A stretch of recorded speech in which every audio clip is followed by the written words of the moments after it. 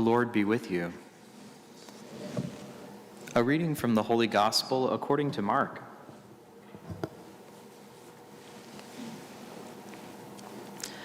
Jesus said to the crowds, "This is how it is with the kingdom of God. It is as if a man were to scatter seed on the land and would sleep and rise night and day, and the seed would sprout and grow, he knows not how. Of its own accord, the land yields fruit. First the blade, then the ear, then the full grain in the ear. And when the grain is ripe, he wields the sickle at once, for the harvest has come." He said, "To what shall we compare the kingdom of God, or what parable can we use for it? It is like a mustard seed that, when it is sown in the ground, is the smallest of all the seeds on the earth. But once it is sown, it springs up and becomes the largest of plants and puts forth large branches, so that the birds of the sky can dwell in its shade." With many such parables, he spoke the word to them as they were able to understand it. Without parables, he did not speak to them, but to his own disciples he explained everything in private. The Gospel of the Lord. You may be seated.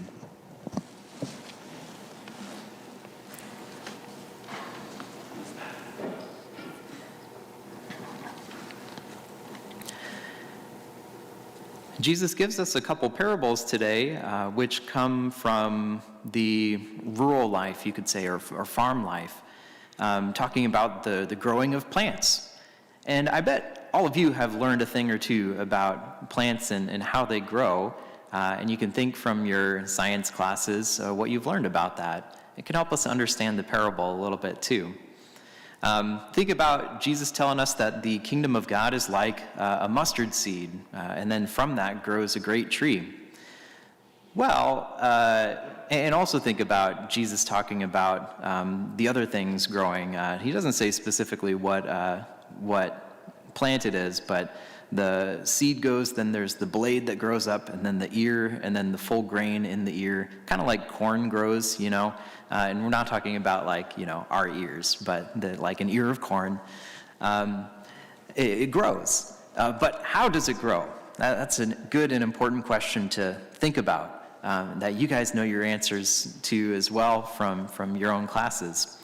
Well, in order for a plant to grow, what does it need? It needs sunshine.